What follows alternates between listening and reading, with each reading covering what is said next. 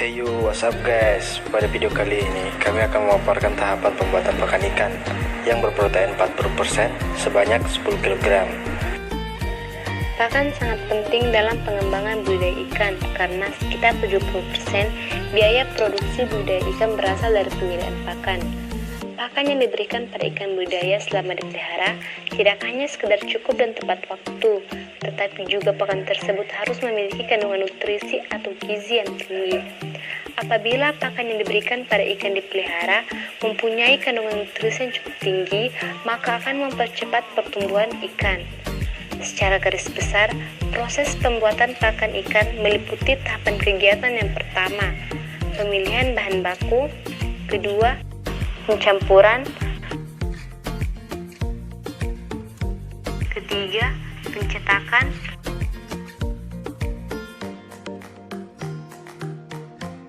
keempat, penjemuran, dan yang kelima, pengemasan. Adapun alat yang digunakan adalah timbangan, baskom, centong, heater, dan mesin pencetak. Kemudian bahan yang diperlukan adalah tepung ikan dengan kandungan protein 62,65%, tepung kedelai dengan kandungan protein 39,60%,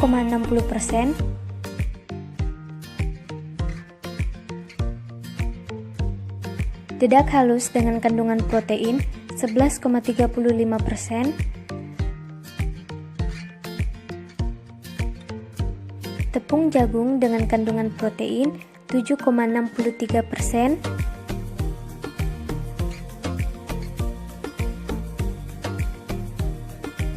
kemudian tepung terigu dengan kandungan protein 8,90%,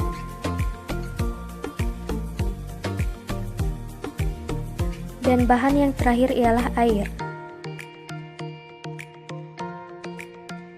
Kemudian dilakukan formulasi pakan menggunakan Poisson square.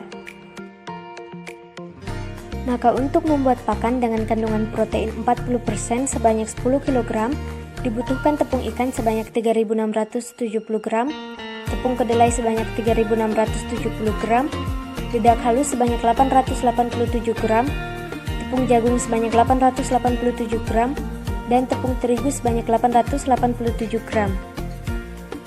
Kemudian bahan tersebut ditimbang sesuai dengan formulasi pakan yang telah ditentukan. Kemudian bahan yang telah ditimbang tadi kemudian dimasukkan ke dalam baskom untuk dilakukan pencampuran mulai dari bahan yang paling sedikit hingga bahan yang paling banyak.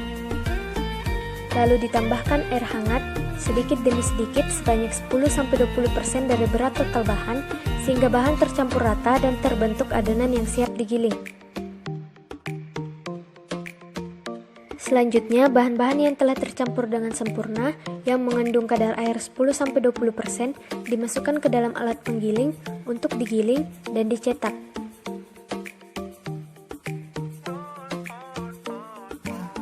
Setelah itu, pakan dikeringkan terlebih dahulu dengan panas matahari atau alat pengering lainnya sampai berkadar air kurang dari 12%. Kemudian dilakukan pengujian mutu pakan. Yang pertama, uji fisik kualitas pakan. Uji fisik kualitas pakan dapat dilakukan dengan beberapa cara. Yang pertama, pengujian daya tahan atau stabilitas, yang dilakukan dengan cara merendam contoh pelet yang akan diuji selama beberapa waktu di dalam air. Semakin lama waktu yang dibutuhkan untuk membuyarkan pelet, maka semakin baik pula mutunya. Pelet ikan yang baik memiliki daya tahan di dalam air minimal 10 menit. Yang kedua ialah pengujian tingkat kepadatan atau kekerasan. Dapat dilakukan dengan memberikan beban pada contoh pelet yang akan diuji. Pelet yang baik umumnya tingkat kekerasannya cukup tinggi. Semakin halus bahan penyusun pelet, maka semakin tinggi tingkat kekerasannya.